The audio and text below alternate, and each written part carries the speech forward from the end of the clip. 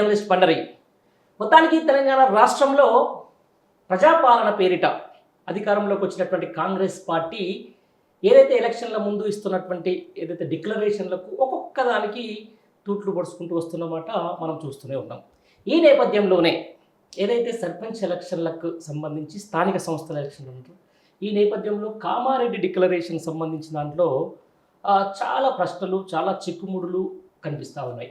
అసలు కామారెడ్డి డిక్లరేషన్, కాంగ్రెస్ ఇచ్చినటువంటి ఈ యొక్క డిక్లరేషన్ సాధ్యమేనా? దీనికి సంబంధించి వచ్చే స్థానిక సంస్థల ఎన్నికల్లో 42% రిజర్వేషన్లు వస్తాయా? దీనికి సంబంధించిన దాంట్లో ఇప్పటికే బీఆర్ఎస్ సంబంధించిన పార్టీ కూడా ఒక జంగ్ సైరన్ మోగించింది. ఎట్టి పరిస్థితుల్లోనూ రానున్న స్థానిక సంస్థల ఎన్నికల్లో 42% రిజర్వేషన్ రాకపోతే మాత్రం ఊపునేది లేదని చెప్పేసి డంకా బజాయించి కొడతా ఉంది. అసలు కామారెడ్డి డిక్లరేషన్ ప్రకారం 42% రిజర్వేషన్ బీసీలకు సాధ్యమేనా? అసలు ఈ ఏదైతే కాంగ్రెస్ పార్టీ ఈ డిక్లరేషన్కు మద్దతు తెలుపుతుందా, లేకపోతే దీన్ని పూర్తి స్థాయిలో అమలుపరుస్తుందా అనే అంశానికి సంబంధించి మనతో మాట్లాడేందుకు ప్రముఖ రాజకీయ నాయకులు, ప్రస్తుతం బీఆర్ఎస్ పార్టీ నాయకులు, అలాగే బీసీ సామాజికవేత్త అయినటువంటి బూడిద భిక్షమయ్య గౌడ్ మనతో ఉన్నారు. అడిగి మరిన్ని విషయాలు తెలుసుకుందాం. నమస్తే. నమస్కారం. మొత్తానికి చాలా రోజుల తర్వాత మీకు ఒక రిలేటెడ్ సబ్జెక్ట్ మీ దగ్గర రావాల్సి వచ్చింది.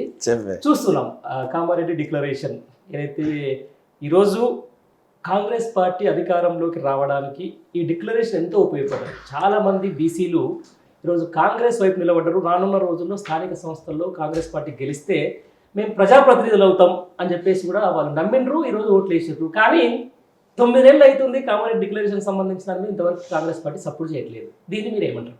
ఇప్పుడు కాంగ్రెస్ పార్టీ అధికారంలోకి వచ్చిందంటేనే అబద్ధాలు, మోసాలు అంటే మభ్యపెట్టి కాంగ్రెస్ పార్టీ వాళ్ళ అధికారంలోకి వచ్చిందనే విషయం క్షుణ్ణంగా అర్థమవుతుంది. మనం కూడా ఈ 9 నెలల పాలనలో ఎవరిని అడిగినా, అంటే ఓ కూలిని అడిగినా, ఓ రైతుని అడిగినా, ఓ నిరుద్యోగిని అడిగినా, ఇంకెవరిని అడిగినా ఆటోమేటిక్గా ఏం చెప్తారంటే అయ్యో మేము మోసపోయి ఇవాళ గోసపడుతున్నాం, ఇవాళ కాంగ్రెస్ పార్టీ మమ్మల్ని మోసం చేసింది, ఆ మాయ మాటలకు నమ్మి మేము ఓట్లేసినామని చెప్తా ఉన్నారు.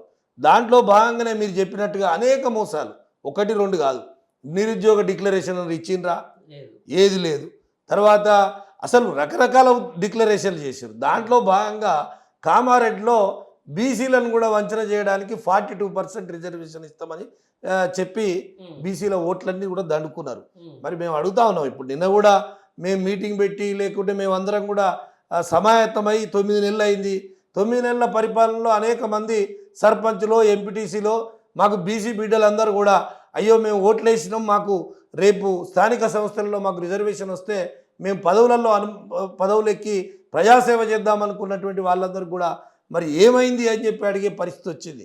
మరి ఎవరు అడగాలి? ప్రధాన ప్రతిపక్షంగా మేమే నడుం కట్టి అయ్యా మరి 42% ఎట్లు ఇస్తావు, ఏమి ఇస్తావు అని చెప్పి అడిగే కాడికి వచ్చింది. అది ఖచ్చితంగా మేము అడుగుతున్నాం. కానీ వాళ్ళు ఇస్తారా ఇయ్యరా అనేది ప్రజలకు అవి మోసం చేసినట్టే చేస్తారేమో అని చెప్పి నేను అనుకుంటున్నా. అయినా మన బాధ్యతగా వాళ్ళు ఎట్లు ఇస్తామని అన్నారో, ఏ విధంగా ఇస్తామన్నారో ఆ 42% ఇవ్వాలని చెప్పి మేము అడుగుతా ఉన్నాం. రైట్. ఇదే కామారెడ్డి బీసీ డిక్లరేషన్లో మనం ఎవరు సరే రేవంత్ రెడ్డి చెప్తానో, లేకపోతే రాహుల్ గాంధీ చెప్తానో, లేకపోతే ప్రియాంక గాంధీ చెప్తానో, డైరెక్ట్ సోనియా గాంధీ వచ్చి చెప్తానో సరే దానికి అథెంటికేషన్ ఉన్నా ఉండకపోవచ్చు. ఎవరైతే బీసీ ముఖ్యమంత్రిగా ఉన్నటువంటి కర్ణాటక ముఖ్యమంత్రి ఇప్పుడున్న సిద్ధరామయ్య సమక్షంలోనే అక్కడ బీసీ డిక్లరేషన్ జరిగింది. దాని మీద సైన్లు కూడా పెట్టడం జరిగింది. ఆయన కూడా ఒక మాట అన్నాడు, ఒకవేళ కనుక తెలంగాణ రాష్ట్రంలో రేపు జరగబోయే స్థానిక సంస్థల ఎన్నికల్లో 42% రిజర్వేషన్లు ఇవ్వకపోతే నేనే వచ్చి ఇక్కడ ఫైట్ చేస్తా అని చెప్పేసి ఆయన ఒక మాట మాట్లాడాడు. దాన్ని అంటే నిజంగా బీసీ నాయకుల సమక్షంలో జరిగింది బీసీ డిక్లరేషన్. దీన్ని ఎట్లా చూస్తారు? అయితే పాపం సిద్ధరామయ్య గారు కూడా ఆడ ముఖ్యమంత్రిగా పనిచేస్తుండు. కర్ణాటక నేను ముఖ్యమంత్రి చేస్తా ఉన్నా, మరి ఇక్కడ కూడా రేపు బీసీ రిజర్వేషన్ అమలు కాకుంటే నేను వచ్చి చేపిస్తా అంటే నేను ఒక ముఖ్యమంత్రిగా మాట్లాడుతున్నా అని చెప్పి ఆయనతో అనిపించారని చెప్పి నేను అనుకుంటున్నా. అయితే వాస్తవంగా మీకు ఒక విషయం చెప్పాలి, ఒక్క నిమిషంలో చెప్తా. కాంగ్రెస్ పార్టీ మొదటి నుండి కూడా స్వాతంత్రం వచ్చినప్పటి నుంచి ఇప్పటి వరకు కూడా బీసీలను మోసం చేస్తున్న పార్టీ అంటే కాంగ్రెస్ పార్టీ. ఎందుకంటే ఆనాడు నెహ్రూ కాలేకర్ కమిషన్ వేసిండ్రు. కాలేకర్ కమిషన్ ఏం చేసిండు? అది కమిటీ నిర్ధారణ చేసింది. అరే బీసీలకు రిజర్వేషన్ ఇవ్వాలని చెప్పింది. ఇస్తే ఇవ్వాలని చెప్తే ఆయన ఏం చేసిండు? సరే ఇస్తామని చెప్పి అంటారు కదా అని చెప్పి దాన్ని తొక్కిపెట్టారు. దాని తర్వాత జనతా పార్టీ వచ్చిన తర్వాత వాళ్ళు ఖచ్చితంగా బీసీ రిజర్వేషన్ ఇద్దాం అని చెప్పి వాళ్ళు ఆ కమిషన్ను మళ్ళీ ఒకసారి పునరుద్ధరించడానికి ప్రయత్నం చేశారు. కానీ జనతా పార్టీ అది పడిపోయింది. పడిపోయినాక ఇందిరాగాంధీ వచ్చింది. ఇందిరాగాంధీ గారు వచ్చినప్పుడు అప్పుడు మండల్ కమిషన్ వేద్దాం, మండల్ కమిషన్ ద్వారా ఖచ్చితంగా మేము బీపీ మండల్ అని చెప్పేసి ఒక మాజీ ముఖ్యమంత్రిని కమిషన్ ఇచ్చి రిపోర్ట్ తెప్పించారు. కానీ ఆ రిపోర్ట్ ఇస్తే ఇందిరాగాంధీ ఆమె పదవి ఉన్నన్ని రోజులు దాన్ని అట్లా పక్కన పెట్టి ఉట్టిగానే నడిపించింది. బీసీలని ఎస్సీలని ఆ విధంగా మాటలు చెప్పుకుంటూ నడిపించిందే తప్ప బీసీలకు రిజర్వేషన్ ఇవ్వలేదు. దాని తర్వాత జనతా పార్టీ తర్వాత వీపీ సింగ్ అప్పుడు కూడా నేను రిజర్వేషన్ చేయాలి, అప్పుడు నిజంగా కూడా బీపీ మండల్ కమిషన్ ఉంది, ఆ కమిషన్ ద్వారా ఖచ్చితంగా వీళ్ళకు బీసీ రిజర్వేషన్ ఇవ్వాలని చెప్పంటే ఆనాడు ఉన్నటువంటి ప్రతిపక్ష నాయకుడు ఎవరు మరి రాజీవ్ గాంధీ గారు ఏం చెప్పిండంటే నిండు పార్లమెంటులో బీసీలకు రిజర్వేషన్ ఇస్తే ఇవాళ దేశం విచ్ఛిన్నమవుతుంది, అంత లౌకికవాదం దెబ్బతింటుంది, అనేక కొట్లాటలు జరుగుతాయి కాబట్టి ఇప్పుడు బీసీ రిజర్వేషన్ అవసరం లేదని తప్పించిండు. మళ్ళీ ఇవాళ రాహుల్ గాంధీ ఏమో బీసీ రిజర్వేషన్ ఇస్తా అన్నాడు. సిద్ధరామయ్య కూడా దాంట్లో ఆ తానులో ముఖ్యే కదా. అంటే వీళ్ళు చెప్పడానికి ఏమి ఇబ్బంది లేదు, ఎప్పుడూ మోసం చేస్తూనే ఉన్నారు. బీసీలకు రిజర్వేషన్ అయితే ఇస్తలేరు. ఇప్పుడు మరి కామారెడ్డిలో కూడా సిద్ధరామయ్య గారితో కూడా గట్లే చెప్పించిందని నేను అనుకుంటున్నా. అయినా మనం ఏమంటున్నాం, మేము డిమాండ్ చేస్తున్నాం 42% ఇవ్వాలి. మీరు ఇచ్చి ఓట్లు వేయించుకున్నారు, ఖచ్చితంగా 42% అనేక మంది బీసీ బిడ్డలు ఎవరైతే ఓట్లు వేయించినటువంటి వాళ్ళు ఉన్నారో వాళ్ళందరూ కూడా ఆశపడి ఓట్లేస్తే మరి మోసం చేస్తారా, 42% అమలు చేస్తారా? అదో గమ్మత్తైన విషయమే ఉంది. 42% అసలు సుప్రీంకోర్టు న్యాయస్థానమే 50% రిజర్వేషన్ దాటొద్దని చెప్పినా 42% ఇస్తా అని చెప్పిండు. అంటే అది మోసం చేయడానికి అది ప్రజలకు అనుకోలే కదా. ప్రజలకు ఇవన్నీ విషయాలు తెలియదు కదా. ఈ విషయాలు తెలియవు. అంటే నిజంగా కూడా మేము చదివేప్పటికి మాకు తెలిసినప్పటికి కూడా దాదాపు నెహ్రూ దగ్గర నుంచి వెళ్ళి ఇప్పుడు ఇందిరాగాంధీ గారు కావచ్చు, తర్వాత రాజీవ్ గాంధీ గారు కావచ్చు, ఇంతమంది మోసం చేసిరని చెప్పి మనం అనుకోలే కదా. అంటే వాస్తవంగా మోసం చేసిర్రు కానీ ప్రజలకు తెలియదు కదా. అంటే మోసగించబడే ప్రజలుంటే మోసం చేసుకుంటూనే వస్తూ ఉన్నారు. మళ్ళీ దాంట్లో మోసంలో భాగంగా ఇవాళ రాహుల్ గాంధీ ఏమంటాడంటే అరే బీసీ కులగణన జరగాలి అంటాడు, బీసీ రిజర్వేషన్ కావాలంటాడు. కానీ ఇక్కడికి వచ్చేసరికి ఇక్కడ కూడా నిండు అసెంబ్లీలో రేవంత్ రెడ్డి గారు ఏం చెప్పిండు, పాలితులే పాలకులు కావాలన్నాడు. అరే ఎంత ముద్దుగా అనిపించింది ఆ మాట చెప్తే. పాలితులే పాలకులు కావాలి. నేను అసెంబ్లీ సాక్షిగా చెప్తా ఉన్నా, రిజర్వేషన్లు అది బీసీ కులగణన జరుగుతుంది, సమగ్ర బీసీ కులగణన జరిగి నేను రిజర్వేషన్ 42% అమలు చేసి ఎన్నికలకు పోతానే ఒక మాట అన్నాడు. తర్వాత అది అట్లా పక్కన పెట్టి ఒకసారి ఏమంటాడు, సరే అందరిని పెట్టి ఎలక్షన్ పెడదాం అని చెప్పి ఒక ప్రయత్నం చేస్తూ ఉన్నాడు. మళ్ళీ అందరు గట్టిగా అనగానే అరే లేదు కులగణన చేద్దామంటాడు. అంటే ఇట్లా రకరకాలుగా వంచి మోసం చేయడం అనేది కాంగ్రెస్కే, దాంట్లో రేవంత్ రెడ్డికి. రైట్, మీరే అన్నారు నిండు అసెంబ్లీలో పాలితులే పాలకులు కావాలని చెప్పేసి. మరి ఇదే రేవంత్ రెడ్డి ఆయన రెడ్డి సంఘం సంబంధించిన దాంట్లో పోయి అసలు రెడ్డులు అంటేనే పాలకులు అని చెప్పేసి కూడా అన్నారు. మరి దీన్ని ఎట్లా చూస్తారు?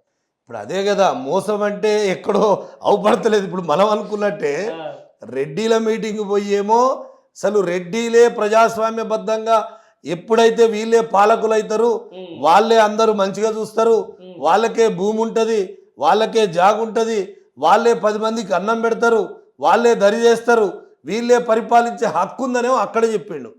మొన్న నిండు అసెంబ్లీలోనేమో పాలితులే పాలకులు కావాలనేది నా లక్ష్యం, కాంగ్రెస్ లక్ష్యం కూడా అదే. దాంట్లో నేను తాను ముక్కలే కాబట్టి నేను కూడా చెప్తున్నా పాలితులే పాలకులు కావాలన్నాడు.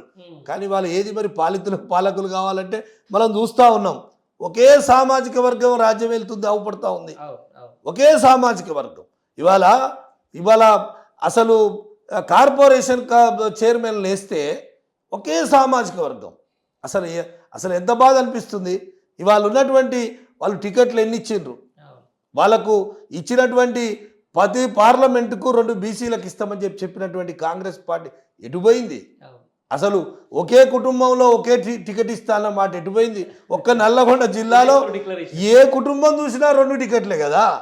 ఏ కుటుంబం చూసినా జాలారెడ్డి గారికి కొడుకు 2 కొడుకులకు, వెంకటరెడ్డికి రాజగోపాల్ రెడ్డికి ఉత్తమ్ కుమార్ రెడ్డికి భార్యకు పెళ్ళానికి ఎక్కడ న్యాయం అండి ఇది? ఎక్కడన్నా వాళ్ళు చెప్పినటువంటి మాట ఉందా? అంటే ప్రజలను మోసగించటంలో కాంగ్రెస్కు మించినటువంటిది ఏది లేదు. ఇవన్నీ రెండే ఉన్నాయి కానీ ఇంకా మూడు ఉన్నాయి కూడా ఉన్నాయి. ఇంకా మూడులో కూడా ఉన్నాయి, ఇంకా చాలా ఉన్నాయి. అంటే ఎగ్జాంపుల్ నల్గొండ జిల్లా మాది కాబట్టి నేను ఉదాహరణకు చెప్తా ఉన్నా. ఇంకా మూడున్నాయి కూడా ఉన్నాయి. ఇంకేమైనా ఉంటే ఇంకెవరు ఉంటే వాళ్ళకు ఓటు హక్కు రాలేదేమో కానీ వస్తే వాళ్ళని కూడా పెట్టడానికి ఎక్కడ కూడా వెనుక పోరు వాళ్ళు. రైట్. దీంతో పాటు అంటే ఇప్పుడున్న ముఖ్యమంత్రికి బీసీల మీద ఎంత శ్రద్ధ ఉంది, లేకపోతే మీరు అన్నట్టు కామారెడ్డి డిక్లరేషన్ మీద ఎంత ప్రేమ ఉందని దానికి ఒక ఉదాహరణ క్షత్రియ సమ్మేళనం, ఇటు పక్కన సర్దార్ పాపన్న గారికి సంబంధించినటువంటి జయంతి ఉత్సవాలు. లైక్ దీనికి డుమ్మ కొట్టేసి ఆడిపోయి సన్మానాలు చేసుకునేటప్పుడు మరి బీసీలు ఎట్లా నమ్మేది? అదే కదా, ఇప్పుడు ఓట్లు వేసుకున్నాం అయిపోయింది కదా, మరి ఎట్లా మళ్ళీ నెక్స్ట్ టైం అవసరం లేదా? నెక్స్ట్ టైం ముచ్చట ఇంకేమన్నా అబద్ధాలు చెప్తా కదా. అంటే వాళ్ళు అబద్ధాల పునాదుల మీదే పెరిగిండ్రు అనేది మనకు అర్థమవుతా ఉంది. ఇప్పుడు మనకే క్షుణ్ణంగా టైం ఇచ్చి అదైతే నిజంగా ఎంత ఘోర అవమానం అంటే, సర్దార్ సర్వాయి పాపన్న అనేటువంటి ఒక పెద్ద విప్లవ యోధుడు, అంటే నిజంగా ఈ ప్రపంచంలో బహుజనులందరినీ ఏకం చేసి బహుజనులతోనే పరిపాలనలో ఆయన కూడా భాగస్వామ్యమైనటువంటి నాయకత్వాన్ని పునికి తెచ్చుకున్నటువంటి సర్దార్ సర్వాయి పాపన్న జయంతి రోజు నువ్వు షెడ్యూల్లో టైం ఇచ్చి, అంటే నేను 10 గంటలకు ఇస్తున్నా అని చెప్పి షెడ్యూల్ టైము అఫీషియల్గా రిలీజ్ చేసిన తర్వాత అందరేమో ఎదురు చూస్తున్నారు. అరే ముఖ్యమంత్రి వస్తాడు నిజంగా కూడా బీసీల మీద, ఎందుకంటే నేను ఇంతకుముందే చెప్పినగా పాలితులే పాలకులు కావాలని అసెంబ్లీలో చెప్పిన మాట కావచ్చు, అనేక సందర్భాల్లో చెప్పిన మాట కావచ్చు, ఇవన్నీ కూడా అంటే అన్నిటితో ఏంటంటే ఖచ్చితంగా వస్తాడు ముఖ్యమంత్రి, మాకు గౌరవం దక్కుతుంది, బీసీలను కూడా గౌరవిస్తున్నాను అనుకుంటే ఇక్కడ ఒక కిక్ కొట్టేసి చక్కగా పోయి క్షత్రియులు దాంట్లో పెట్టి, అసలు ఎంత అద్భుతమైనటువంటి రాజులు మీరు, అసలు మీ వల్లనే తెలంగాణ వచ్చిందంటే ఏడువాళ్ళ నవ్వాళ్ళ అర్థమైతే లేదు. ఎక్కడ పోయినరు బీసీలు? ఎవరన్నా దాంట్లో ఉద్యమంలో పాల్గొన్న వాళ్ళు ఒక్కరన్నా ఉన్నారా? అసలు ఈ తెలంగాణ కోసం మాట్లాడినటువంటి వాళ్ళు ఉన్నారా? ఆయన మాట్లాడినటువంటి మాట అసలు క్షత్రియుల వల్లనే అద్భుతమైనటువంటి ఫలితాలు వస్తాయి, మీకున్నటువంటి గుణగణాలు ఎవరికి లేవు అని చెప్పిండంటే, మరిగా ఒక ఆయన మంచోడు అంటే మేము చెడ్డోడు అన్నట్టే కదా, బీసీలు దేనికి పనికిరాలన్నట్టే కదా. అది ఎంత బాధాకరమైన అవమానకరమైన విషయం. అది నిజంగా యావత్తు తెలంగాణ బీసీలందరూ, దాంట్లో దట్టు గౌడ సామాజిక వర్గం చాలా బాధపడుతున్నారు. కానీ ఏం చేస్తాం, ఇప్పుడు అదం దాటిపోయింది, అయిపోయినాయి, ఓట్లు అయిపోయినాయి, ఓట్లు అయిపోయినాక ఓడమల్లే అంటున్నాడు. ఏం చేద్దామంటే ఇక దాని సమయం వస్తుంది, అట్లేం లేదు. సరే ఉన్నాయి ఇప్పుడు స్థానిక సంస్థల ఎలక్షన్స్ అయితే ఉన్నాయి కదా, ఒకవేళ బీసీ డిక్లరేషన్ కాకుండా ఇదే కాంగ్రెస్ ప్రభుత్వం స్థానిక సంస్థల ఎలక్షన్ నిర్వహిస్తే ఏం చేస్తారు బీఆర్ఎస్ పార్టీ? బీఆర్ఎస్ సంఘ నేతలు ఏం చేస్తారు? బీసీ సంఘ నేతలను కూడా కలుపుకుంటాం, తర్వాత పార్టీగా ఖచ్చితంగా నిర్ణయం తీసుకుంటాం. ఎందుకంటే ఇది ఉద్యమ పార్టీ. ఒక మాట అంటేనే తెలంగాణ కోసం 60 సంవత్సరాలు నిరీక్షంగా నిర్విద్ధంగా కొట్లాడుతున్నటువంటి దాని ఆకాంక్షను బలంగా నిలబెట్టినటువంటి కేసీఆర్ గారి నాయకత్వాన్ని ఎవరు ఇక దాంట్లో ఆయన పట్టుబట్టిండంటే ఉడుము పట్టే. అది ఒక్కసారి దాన్ని మనసు మీద తీసుకొని దీన్ని ఎట్టి పరిస్థితిలో సాధించాలి, ఇది కావాలి ప్రజలకు అనుకున్న నాడు ఏ విధంగానైతే తెలంగాణ కొట్లాడినామో అదే విధంగా ఇవాళ కేసీఆర్ గారు మళ్ళీ నడుము గడితేనే ఈ తెలంగాణ రాష్ట్రంలో బీసీలకు ఖచ్చితంగా బతుకు దొరుకుతుందని చెప్పి నేను భావిస్తూ ఉన్నా. ఎందుకంటే మీకు చిన్న ఉదాహరణ చెప్తా. 60-70 సంవత్సరాలు మనం ప్రజాస్వామ్యంలో మనం ఇక్కడ తెలంగాణ ఆంధ్రప్రదేశ్ కలిసి మరి ప్రజాస్వామ్యంలో రాజ్యం చేశారు. కానీ ఎనడన్నా బలహీన వర్గాలు బలపడాలని కోరుకుర్రా? ఎనడన్నా గొర్రెలను కొనిచ్చి వాళ్ళను జీవితాలను ఆర్థికంగా లాభం చేపెట్టిర్రా? ఎనడన్నా ఉన్నటువంటి మత్స్యకారులు అసలు మనకు సముద్రం లేకున్నా, మొన్న ఒక దగ్గరికి పోతే ఒక ఆయన అంటున్నాడు, అరే సముద్రం లేకున్నటువంటి తెలంగాణలో అరే చేపల పెంపకం అసలు దేశంలో నెంబర్ 1 ఏ విధంగా అవుతుంది, అసలు ఎట్లా పెంచుతున్నారు చేపలు అంటే చెరువులు దువ్వటం కానీ చేపల మత్స్య సంపద పెంచడం కానీ అవన్నీ ఎవరైనా చేసిండ్రా? మనం చూసినామా?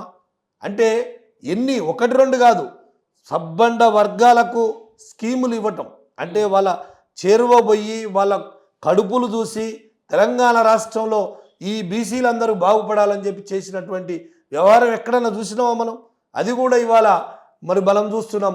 ఇవాళ రైతు బంధు అసలు ఎకరం 2 ఎకరాలు 3 ఎకరాలు 4 ఎకరాలు ఉన్నటువంటి రైతులు పెట్టుబడి లేకుండా చాలా ఇబ్బంది పడే రోజులలో మరి రైతుకు సాయం చేసేటువంటి పెద్ద గొప్ప మనసున్నటువంటి నాయకుడు ఎవరైనా పుట్టినరా అంటే తెలంగాణ తెచ్చుడే ఒకటే కాదు, తెలంగాణ పునర్నిర్మాణంలో భాగంగా అద్భుతమైనటువంటి ఫలితాలు ఇవాళ తెలంగాణ రాష్ట్రం అంటే అయ్యో హైదరాబాద్ కానీ తెలంగాణ రాష్ట్రం అంటే అరే తెలంగాణ పోయి బతికితే బాగుండు అనేది ఎన్ని రాష్ట్రాల నుండి వచ్చేది ఇక్కడ బతికే పరిస్థితి వచ్చింది. మన రాష్ట్రమే తెలంగాణ నుండి వలసపోయేటువంటి కార్మికుల దగ్గర నుంచి ఇవాళ ఎక్కడెక్కడ నుంచో వచ్చి మన రాష్ట్రంలో పని దొరుకుతుంది, మన రాష్ట్రంలో పని ఉంది అని చెప్పి వచ్చేటువంటి పరిస్థితి తెచ్చింది కేసీఆర్ గారు, ఆ నాయకుడే. కాబట్టి ఇవాళ బీసీ నినాదంగా తీసుకుంటున్నాం, బీసీలకు తీసుకున్నాడు. బీసీ నినాదంతో రేపు బీసీలకు బాగు చేయాలనే అవకాశం అంటే ఏ విధంగా దేవాలయ రిజర్వేషన్ అనేది కూడా ఒక్క కేసీఆర్ గారే తేగలుగుతారు. అంత పెద్ద తెలంగాణను తెచ్చిన నాయకుడు నిబద్ధతతో చిత్తశుద్ధితోని మళ్ళీ బీసీలకు అండగా ఉండే నాయకుడు కేసీఆర్ గారి వల్లనే సాధ్యమవుతుందని నేను భావిస్తా ఉన్నాను. ఈ సందర్భంగా చెప్పింది కాబట్టి మీరు ఒక రిలేటెడ్ క్వశ్చన్ అడుగుతా. 10 ఏళ్ల పాటు ఇదే బీఆర్ఎస్ పార్టీ అధికారంలో ఉన్నారు, మరి ఎందుకు చేయలేకపోయి మాత్రం 42% రిజర్వేషన్? అయితే ఇది ప్రజలకు మీ ద్వారా నేను చెప్పాలి, 100% చెప్పాలి.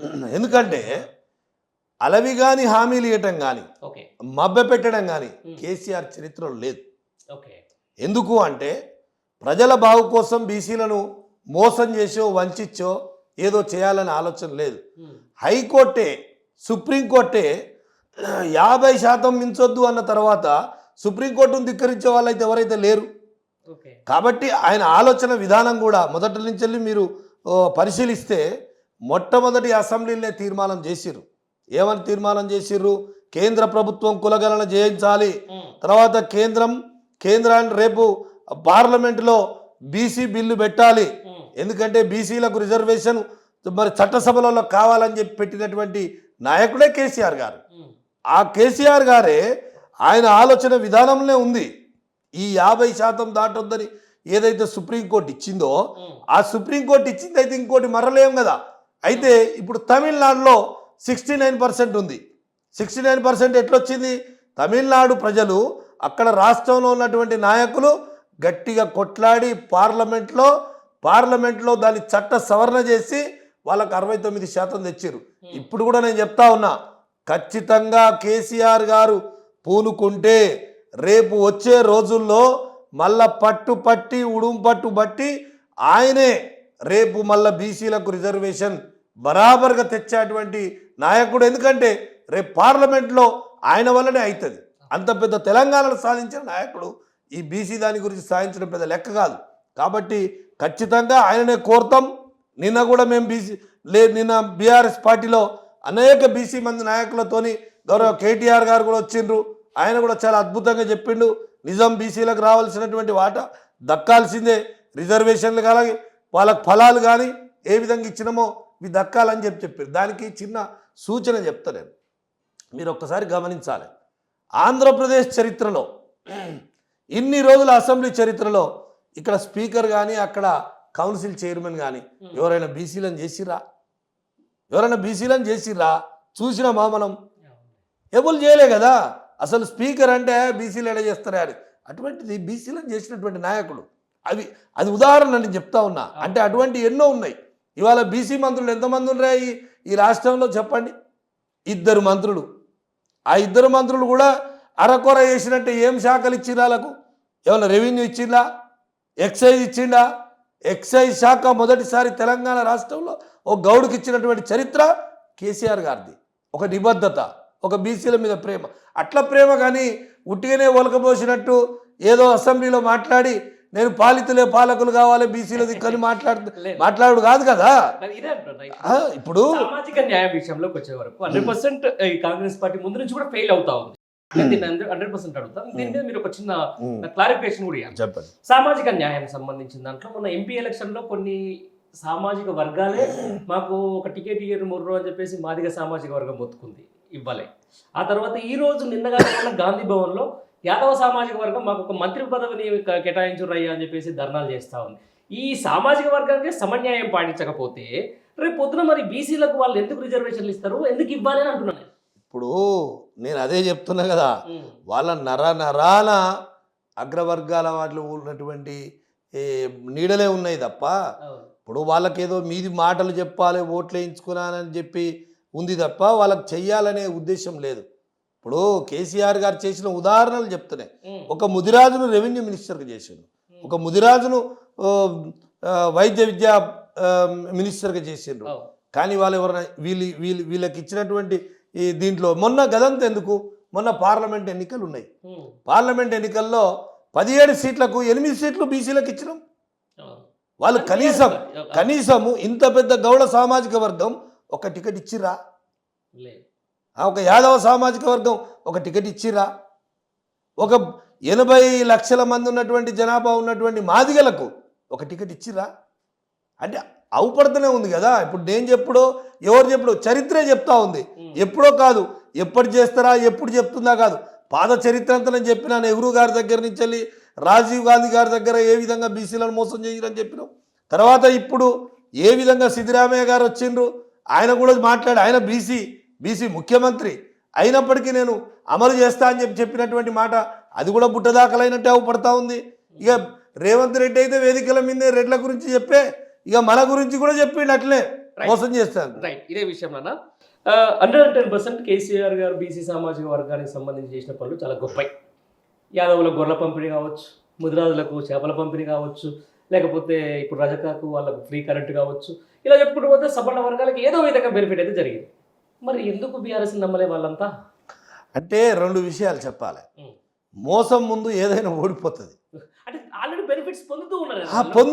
పొందినా అరే నువ్వు ఒకటి గుర్తుపెట్టుకోవాలి, 2000 రూపాయలకు చాలా సంతోషంగా ఉన్నారు. కానీ వాడేదో 4000 ఇస్తా అంటుండు కదా, రైతులకు 10,000 ఇస్తా అంటుండు కేసీఆర్ మంచోడు, కడుపులో పెట్టి చూసుకోడు. కానీ ఒక్కసారి చూద్దాం 15,000 ఇస్తా అంటుండు కదా అని నమ్మిండ్రు. నమ్మటి ఇప్పుడు ఎవరైనా 2,500 మహిళకి ఇస్తా అంటే మళ్ళీ 4,000 రూపాయలు ఒకటే కాదు, ఒక తాతకే వస్తుంది. రైట్, మీరు అన్నది కరెక్టే. సారీ ఫర్ సరే, ఈసారి 4,000 ఇస్తామని చెప్పేసి అధికారంలో రేపు 8,000 ఇస్తామని చెప్తారు. నమ్ముతారా జనాలు? అట్లా నమ్మరు. ఇప్పుడు నమ్మేటోళ్ళకి ఒక్కసారి మోసం చేస్తే నమ్ముతారు, ఊకే నమ్ముతారా? అరే ఇప్పుడు మనం పోతుంటాం, ఒకసారి తట్టు తాకుతుంది, అమ్మో తట్టు తాకుతుందిరా అని చెప్పి నడిచేటప్పుడు జాగ్రత్త తడతాం. కానీ మొట్టమొదటి సాఫ్గా నడుస్తున్నప్పుడు తట్టు తాకింది, అరే నీ అమ్మ తట్టు తాకక ముందుకు ఏం కాదు కదా, కేసీఆర్ గారే గిట్లు ఇచ్చిండు, ఎట్లయినా కేసీఆర్ లెక్కనే ఇస్తారో ఏమో అని నమ్మిర్రు. తెలంగాణ వచ్చిన తర్వాత అరే తెలంగాణ ఇంత అద్భుతంగా అభివృద్ధి అయింది, మన ఇంటికాడికే నల్ల నీళ్ళు వస్తున్నాయి, మన ఇంటికాడికే పెన్షన్ వస్తుంది, మనకే రైతు బంధు వస్తుంది, కేసీఆర్ కిట్ వస్తుంది, పెళ్లి చేసుకుంటే 1,116 మనకు పెళ్లికి వస్తున్నాయి. అరే గిన్ని ఇస్తున్నాడు, ఏమో చూద్దాం ఒక ఆయన ఏమో కొత్తగా చెప్తుండు, ఏదైనా ఎక్కువ ఇస్తలేమో అని ఆశపడరు. పాపం ఆశపడి పాపం ఇవాళ ఎంత ఇబ్బంది పడుతున్నారండి, గోసపడుతురు. అసలు విద్యార్థులకు ఇచ్చినటువంటి హామీలను చూస్తే అసలు ఏది వీళ్ళు ఒకటే కాదు, ప్రియాంక గాంధీ వచ్చి ఇచ్చింది. ప్రియాంక గాంధీ వచ్చి నీకు కంప్యూటర్ కావాలన్నా ఏ స్కూటర్ బిల్లేవు. అరే ఎక్కడి హామీలు చూస్తే నిజంగా పిల్లలు కూడా ఏమనుకోరంటే అరే ఇన్ని ఇస్తున్నారు, నిజంగానే ఒకసారి ఇస్తారేమో అని అనుకోరు. ఇప్పుడు నేను ఒకటి అడుగుతా ఉన్నా, 1,00,000 ఉద్యోగాలు 2 లక్షల 9 నెలలు అయింది, ఒక్క నోటిఫికేషన్ ఇచ్చిండా? 30,000 ఉద్యోగాలు మీరే చెప్పాలి. ఇప్పుడు నేను అదే చెప్తున్నా, ఇప్పుడు మాకు పుట్టిన బిడ్డను ఎత్తుకొని ముద్దాడితే మంచిదే ఉంటుంది, కానీ మా బిడ్డని చెప్పాలి కదా. మాకు 30,000 ఉద్యోగాలు ఇప్పుడు ఇస్తే నిజంగా అంటే ఏదన్నా చెప్తే ఎట్లుండాలంటే నమ్మేటట్టు ఉండాలి. ఇంకా నమ్మరు కదా, ప్రజలకు తెలుసు. ఎందుకంటే ప్రజలందరూ కూడా గమనిస్తుర్రు. అంతకుముందుకు నోటిఫికేషన్లు ఇచ్చి అంతకుముందుకు ఇచ్చి అన్ని సెలక్షన్ అయిపోయినాక ఉద్యోగ నియామక పత్రాలు ఇచ్చేది ఉండే, అంతలో కోడ్ వచ్చింది, సర్లే ఇక ఇద్దాంలో ఎప్పుడైనా ఉద్యోగాలు అట్లా ఒకవేళ చెయ్యాలనే ఆకాంక్ష ఉండి మోసం చేయాలనో మోసం మాటలు చెప్పి చేయాలనుకుంటే కేసీఆర్ గారు చాలా చేసేవాళ్ళు అట్లా అనుకుంటే. కానీ అట్లా అనుకోలే కదా, ఆ ఉద్యోగాలను చూపెట్టి 30,000 ఉద్యోగాలు ఇచ్చినంటాడు. ఎవడన్నా నవ్వుతాడండి? ఇవాళ రేపు అందరం చదువుకున్న వాళ్ళం, కావింత విజ్ఞత ఉండాలి కదా, మాట చెప్పేటప్పుడన్నా కొంచెం విజ్ఞత ఉండాలి కదా. ఆ విజ్ఞత కూడా లేకుంటున్నదంటే చాలా బాధ అనిపిస్తూ ఉంది. రైట్, మనం ఈ బీసీ డిక్లరేషన్ సంబంధించిన కంక్లూజన్ ఇచ్చేద్దాం. ఒకవేళ రేపొద్దున స్థానిక సంస్థల ఎలక్షన్ నోటిఫికేషన్ వచ్చేసి ఆల్రెడీ కొత్తగా ఎలక్షన్ కమిషన్ కూడా కమిషనర్ కూడా వచ్చేసి తొందరలో వచ్చే 5 స్టార్ట్ అవుతుంది ఈ విషయం. 42% రిజర్వేషన్లు కనుక కాంగ్రెస్ పార్టీ ఇవ్వకపోతే మీ స్టాండ్ ఏంటి? ఏ విధంగా ముందుకెళ్తారు? మేము గ్రామ స్థాయి నుండి తీసుకెళ్తాం.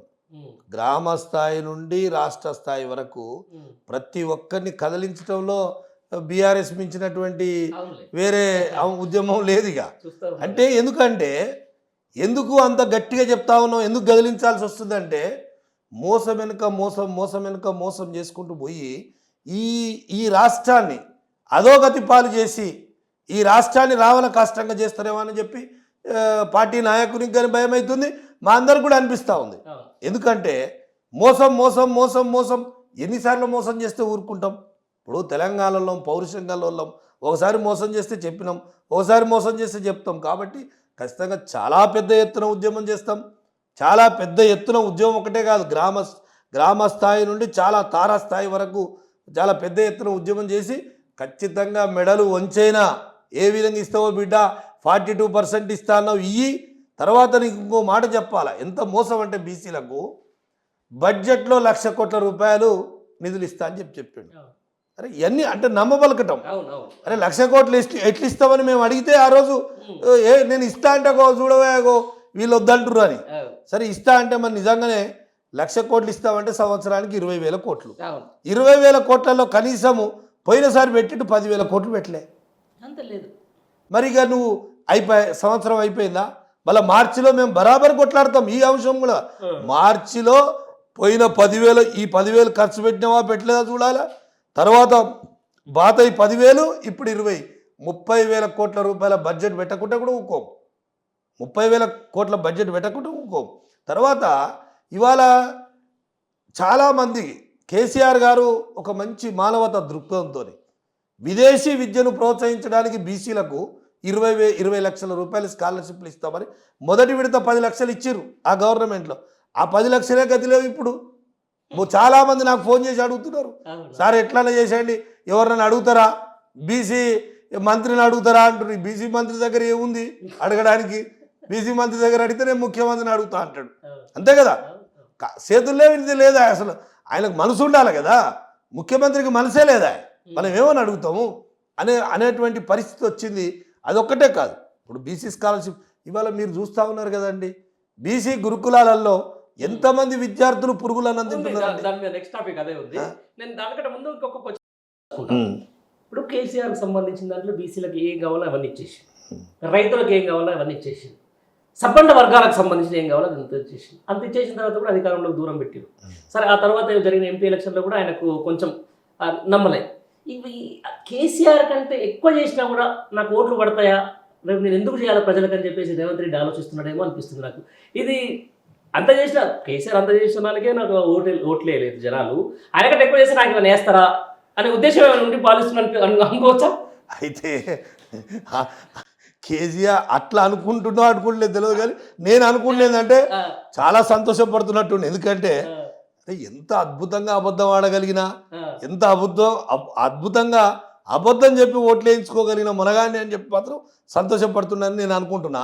ఎందుకంటే ఆ సంతోషం ఎన్ని రోజులు ఉండదు. ఇప్పటికి కూడా ప్రజలు ఇట్లా రగులుతున్నారు. ఎవరిని కదిలిచ్చినా, ఒక రైతును కదిలించిన, ఒక కూలిని కదిలించిన, ఒక విద్యార్థిని కదిలించిన, ఇట్లా అగ్గి రగిలినట్టు రగులుతున్నారు. పాయింట్ మీరు అర్థం చేసుకోవాలి.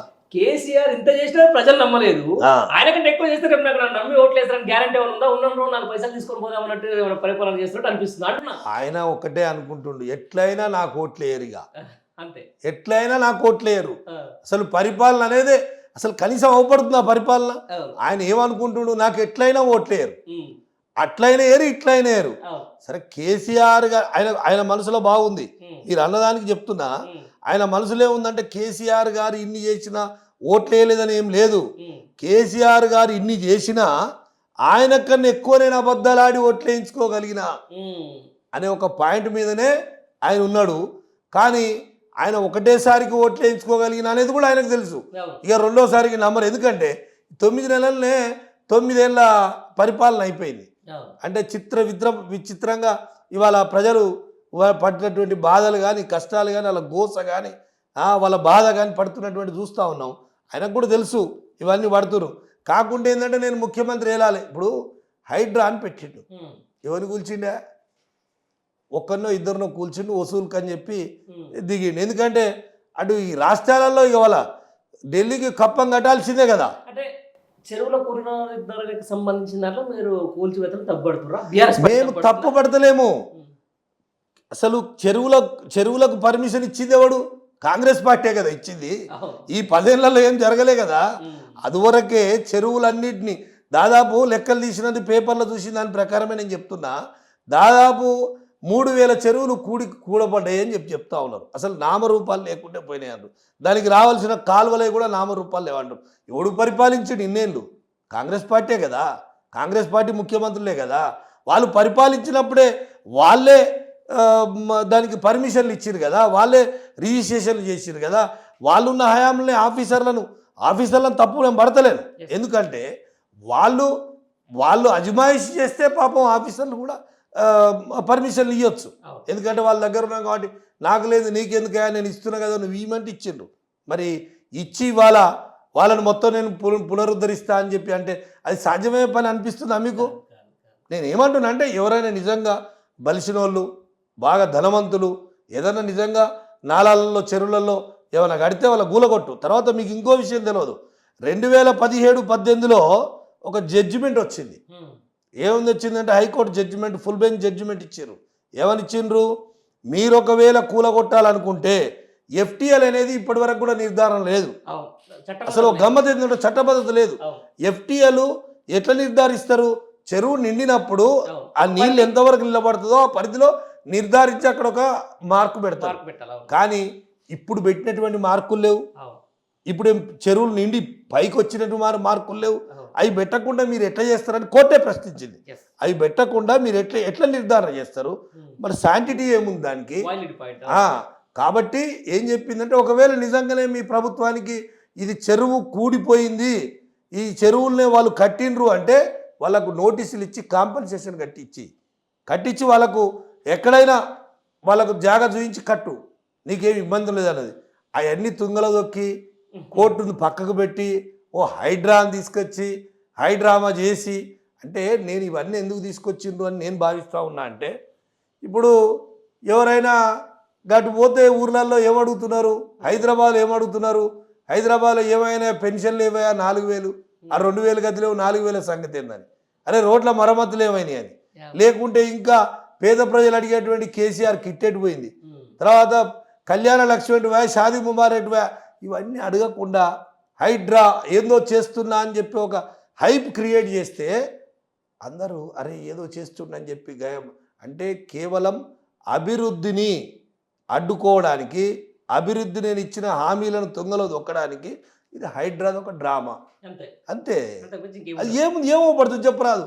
రైట్. దాంతోపాటు గత కొద్ది రోజులుగా సోషల్ మీడియాలో విపరీతమైనటువంటి ట్రోలింగ్స్, విపరీతమైనటువంటి బాధాకరమైన విషయాలు గురుకుల పాఠశాలకు సంబంధించిన దాంట్లో పాపం పాములు గడిచి చచ్చిపోతూ ఉన్నారు. తర్వాత కులం పేరుతో దూషిస్తున్నామని చెప్పేసి కిలోమీటర్ల దూరంకి వచ్చేసి రోడ్డు మీద పిల్లలు బైఠాయిస్తూ ఉన్నారు.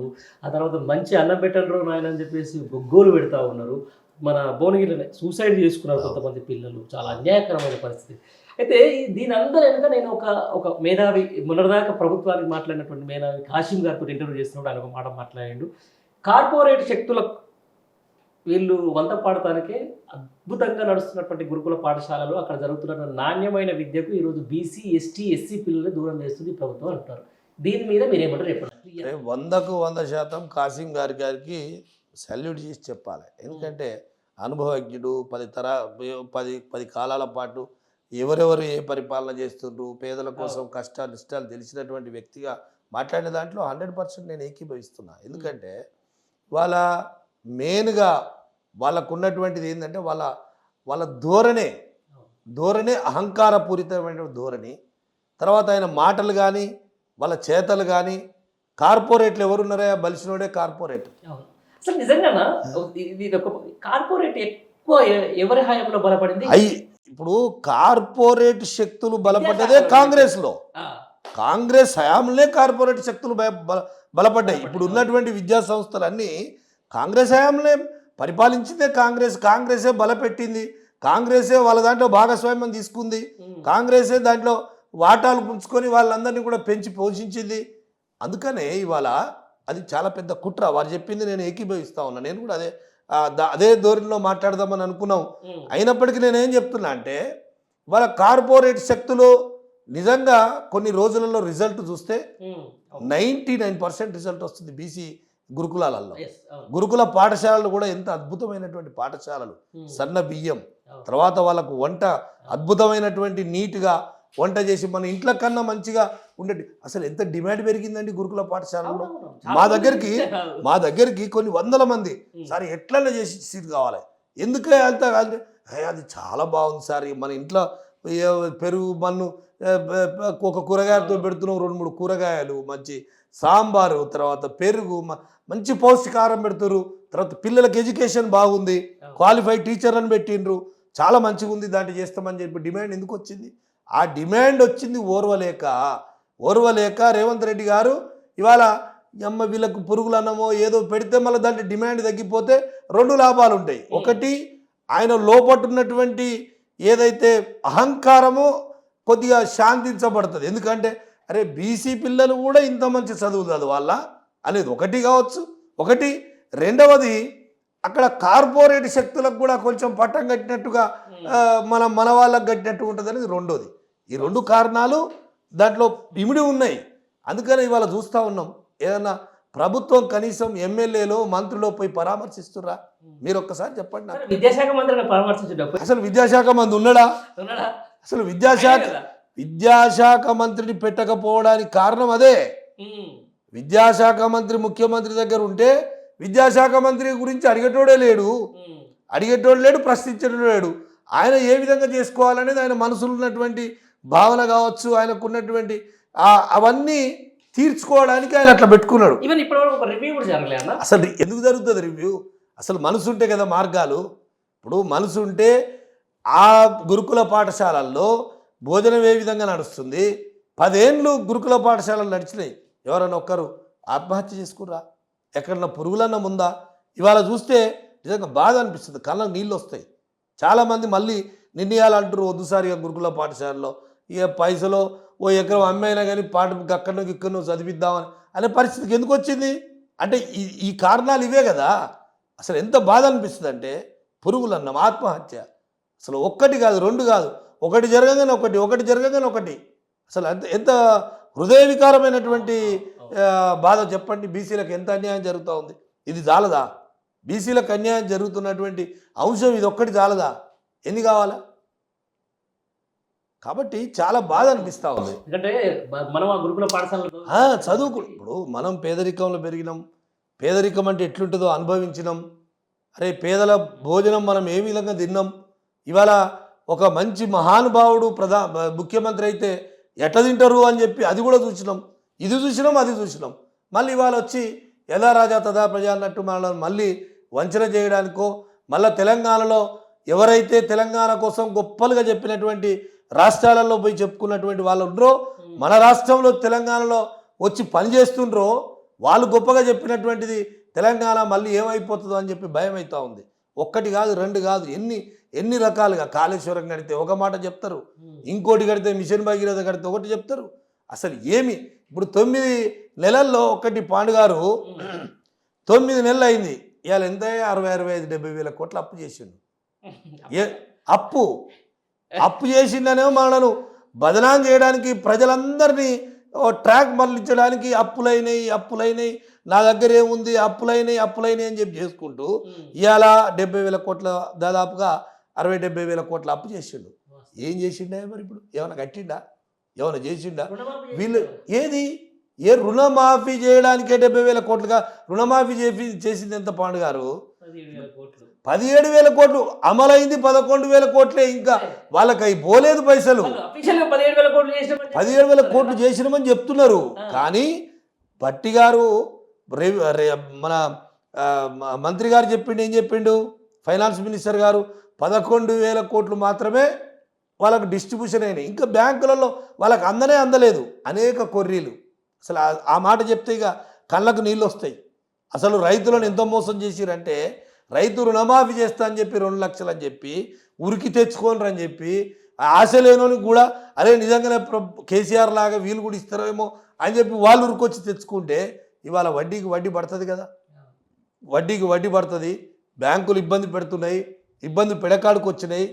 అంటే ఎంత ఇబ్బందికరం ఇవన్నీ, ఎంత అసలు వాస్తవంగా 49,000 కోట్ల రూపాయలు రుణమాఫీకి కావాల్సినటువంటి డబ్బులు, దాన్ని 31,000 కోట్లు అని చెప్పి క్యాబినెట్ తీర్మానం చేసింది.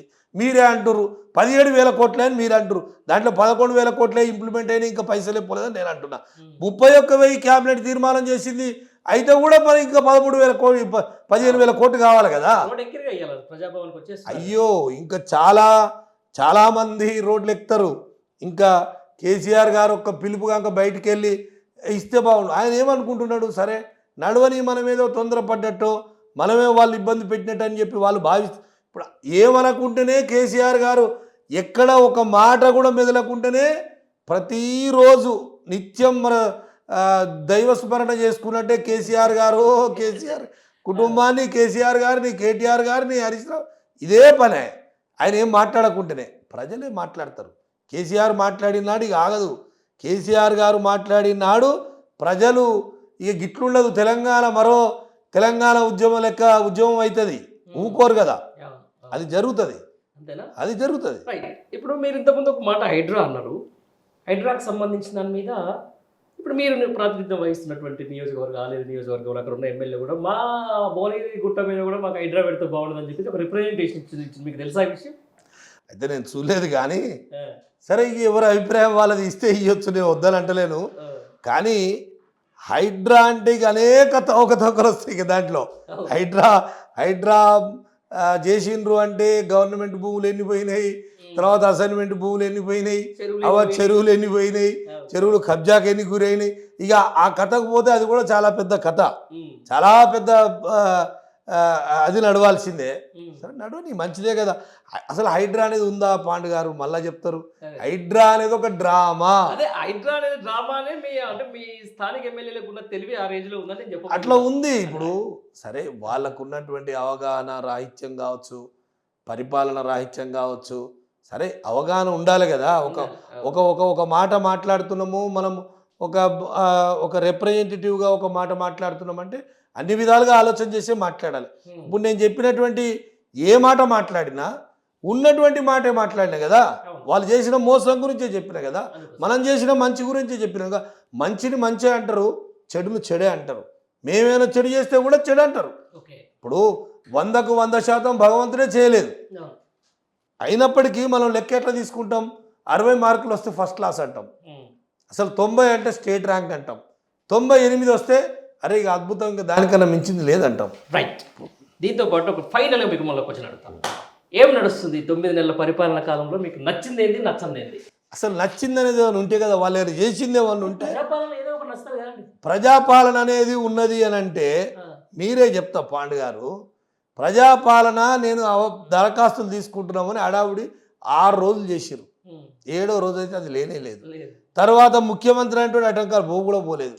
మంత్రులు పోతారన్నారు, మంత్రులు పోయారు. ఆఫీసర్లు పోతారన్నారు, ఆఫీసర్లు లేరు.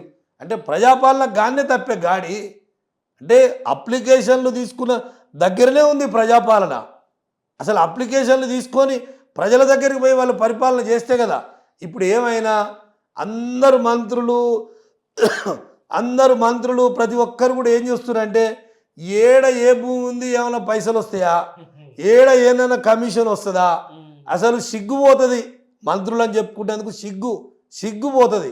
1,50,000 ఎక్కడ ట్రాన్స్ఫర్స్ ఉన్నా ఏడ ఏం కమిషన్ వస్తుందని ఎవరిని చూడు. ఉష్క కుప్పని బెదిరించుడే, తర్వాత రైస్ మిల్ ఆయనను బెదిరించుడే, కాంట్రాక్టర్లను బెదిరించుడే. ఇక కాంట్రాక్టర్ల పాత బకాయిలు ఏమన్నా ఉంటే బిల్లులు ఇవ్వమంటే బరాబరిగా ఇగో ఇంత కమిషన్ దీనికని చెప్పి టోల్ గేట్ల బోర్డు పెడుతున్నావు, ఇగో ఇంత ఫిక్స్డ్ రేట్ అని, అది ఇస్తే మీరు తీసుకొని పోర్రి. ఇంత అధ్వానమైన పరిపాలన ప్రజాపాలన ఎట్లా అంటారండి? అంటే ఎందుకన్నా మనకన్నా నోరు రావాలి కదా.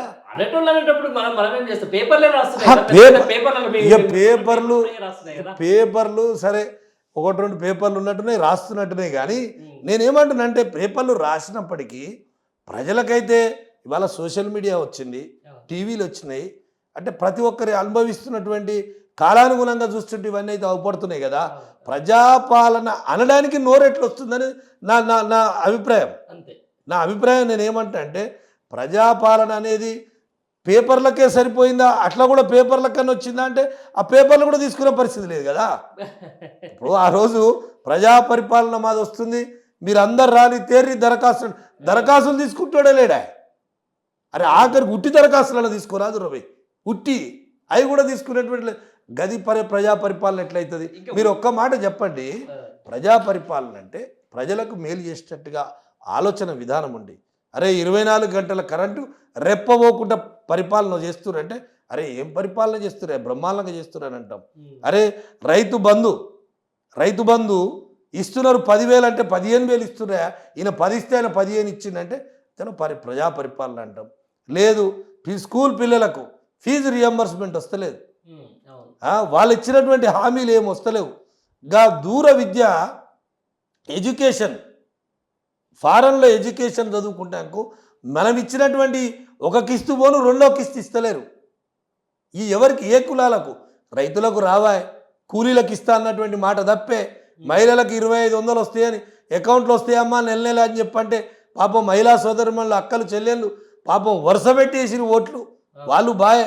ముసలమ్మలను మోసం చేస్తేవి, ముసలమ్మలకు 2,000 కాదు 4,000 వస్తాయి, తాతకు వస్తుంది అమ్మకు వస్తుంది అంటే ఈమెకు రాదా ఆమెకు రాదా, ఆ 2,000 చక్కగా రావా.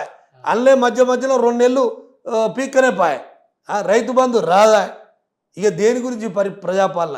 పెళ్లి చేసుకున్నటువంటి వాళ్ళకు అరే బాలింతలకు కేసీఆర్ కిట్ వస్తుందంటే కిట్టు రాదా. బాలింతో కూడా అంటే కేసీఆర్ ఎంత మహాత్మతమైన వ్యక్తి అంటే రేపు తెలంగాణలో పుట్టబోయే బిడ్డ కూడా పౌష్టికంగా కానీ శారీరకంగానే కాకుండా మానసికంగా వాళ్ళ తల్లి మంచిగా ఉంటే బిడ్డ కూడా అద్భుతంగా రేపు ఎదుగుతాడు, విజ్ఞానవంతుడవుతాడు అని ఆలోచనతో చేసినటువంటిది ఏదైనా ఉందా ఇవాళ? చూసిరా మన వార్త గాంధీ ఆసుపత్రిలో ఏంది ఆ చనిపోవడం ఏందండి. గాంధీ ఆసుపత్రి మన బీఆర్ఎస్ గవర్నమెంట్లో అద్భుతంగా కోవిడ్ని రక్షించింది. ఏడికి పోవాలంటే గాంధీకి పోవాలనే పరిస్థితి ఉండే. అటువంటి గాంధీని ఇవాళ పిల్లలు చూడండి ఏ విధంగా చనిపోతూ ఉన్నారు. అసలు పిల్లల పరిస్థితి చూస్తే ఎంత హృదయ వికారంగా బాధ అనిపిస్తూ ఉంది, రోధించినట్టు అనిపిస్తూ ఉంది. ఇటువంటిది ప్రజాపాలన అంటే మీకు మనసు ఎట్లా వస్తుందండి, నాకు మనసు వదిలిపెట్టి. ప్రజాపాలన అని నోట్లకెళ్ళి అనడానికే కనీసం ఒక్క వర్గాలకు అరే గీ రైతులకు అయింది, గీ కూలీలకు అయింది, గీ పిల్లలకు అయింది, ఈ దవాఖానలో మంచిగా జరుగుతుంది, గా ఎడ్యుకేషన్ గా పురుగులు అన్నం తిని గా నిద్రపోకుండా ఉరిపోసుకుంటున్నారు పిల్లలు భయాలందులకు గురై. ఇటువంటి పరిపాలనను ప్రజాపాలనని ఏ విధంగా అందాం, ఏ విధంగా అనుబుద్ధి అవుతుంది?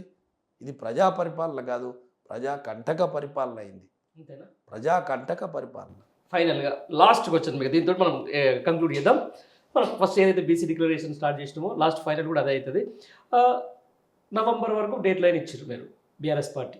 నవంబర్ 10th వరకు మీరు ఖచ్చితంగా బీసీ డిక్లరేషన్ చేసి ఇది కామారెడ్డి బీసీ డిక్లరేషన్కి ఒక అమలు పరచాలి, 42% రిజర్వేషన్లు ఇవ్వాలని చెప్పేసి కూడా మీరు అల్టిమేట్గా ఒక అల్టిమేటం ఇచ్చే డెడ్ లైన్ పెట్టేసారు గవర్నమెంట్కు. బట్ వాళ్ళకున్న పరిధి ఇప్పటివరకు బీసీ కమిషన్ మొన్న డిజాల్వ్ అయిపోయింది పాతది. ఇప్పుడు కొత్త వేసే పరిస్థితి కూడా లేదు. వేసినా అది 3 నెలలు పడుతుంది మ్యాక్సిమం, ఎందుకంటే వాళ్ళు కలెక్టర్ల కాడ పోయి జిల్లాల కాడ తిరిగి అదంతా. ఇది ఎట్లాగో అమలయ్యే పరిస్థితి అయితే లేదని చెప్పేసి క్లియర్గా అర్థమవుతా ఉంది. ఈసారి స్థానిక సంస్థల ఎన్నికల్లో ఎట్టి పరిస్థితుల్లోనూ కామారెడ్డి డిక్లరేషన్ తూట్లు పడవడం ఖాయము. 42% డిక్లరేషన్ 42% రిజర్వేషన్ రాకపోవడం కూడా ఖాయం. ఒక్క రాని నేల పక్షంలో రేపటి నుంచి ఎలా ఉండబోతుంది మీ భవిష్యత్ కార్యాచరణ? ఇప్పుడు నిన్ననే అసలు కార్యాచరణ మొదలుపెట్టాం. సరే పెద్దలు కేసీఆర్ గారిని కూడా కలుద్దాం, మేమందరం కూడా బతిమలాడదాం అనుకుంటున్నాం. బతిలావడం అంటే ఒక ఉద్యమ నాయకుడు ఎవరో ఒకరు కావాలి, ఎవరో ఒక పోరాడేటువంటి శక్తి. ఎందుకంటే తెలంగాణ తెచ్చినటువంటి వ్యక్తి ఎవరైతే ఉన్నారో అంత కష్టమైనటువంటి తెలంగాణ తేగలిగినరు. ఇన్ని రోజుల నుంచి వెళ్ళి బీసీలు అనేక రకాలుగా బాధపడతా ఉన్నాం. ఆ బీసీ రిజర్వేషన్ పెంచాలని, బీసీ బతుకులు బాగుపడాలని, అది మీరే నడుం కట్టాలని చెప్పి, అది బీఆర్ఎస్ పార్టీ మొదలు పెట్టాలని చెప్పి అని ఆలోచిస్తూ ఉన్నాం. అందరం కూడా అడుగుతాం. అది నిన్న తొలి అడుగు పడ్డది. తర్వాత ఇది కార్యాచరణ కూడా చేద్దామని చెప్పిండు. తర్వాత ఇంకొకటి ఏంటంటే నేను ముందుగా మొట్టమొదలు చెప్పినట్టుగా సాధించాలంటే లక్ష్యం ఉండాలి. అయితే లక్ష్యం ఉండగానే అయిపోదు, ఆచరణ కూడా జరగాలి. ఆచరణ, లక్ష్యము, ఒక నిబద్ధత ఉన్నటువంటి నాయకుడు కేసీఆర్ గారు ఒక్కరే. ఆ కేసీఆర్ గారి సారథ్యంలో రేపో ఎల్లుండో మరి తమిళనాడు కూడా కమిటీ పోతా ఉంది అధ్యయనం చేయడానికి. కేసీఆర్ గారు పంపుతారు, ఎవరినైనా పంపుతారు. ఆయన వారి ఆధ్వర్యంలో మన పార్టీ బీఆర్ఎస్ నుంచి వెళ్ళి ఒక అధ్యయనానికి కూడా పోతా ఉన్నారు. అధ్యయనానికి పోయి తమిళనాడులో వాళ్ళు ఏ విధంగా అమలు చేసినటువంటి రిపోర్టు తీసుకొచ్చి సార్ ఈ విధంగా చేయాలి, తెలంగాణ ఏ విధంగా సాధించారో మీరు ఖచ్చితంగా మనకు బీసీ రిజర్వేషన్ చట్టసభలది కావాలి. తర్వాత పోతే ఇక్కడ ఇప్పుడు మొదటైతే స్థానిక సంస్థల్లో రిజర్వేషన్ మనకు 69 కావాలి, బీసీలు బాగుపడుతుంది కావాలని చెప్పి వారికి నివేదిక కూడా నివేదించి ఖచ్చితంగా బీఆర్ఎస్ పార్టీ అడుగేస్తుంది. బీసీల కోసమే బీఆర్ఎస్ తప్పకుండా పనిచేస్తుంది. రైట్ అండి, థ్యాంక్ యూ వెరీ మచ్. చాలా మంచి విషయాలు మాట్లాడారు. మొత్తానికి ఇది బూడిద భిక్షమయ్య గారితో మాట ఉంది. Thank you very much. నమస్తే.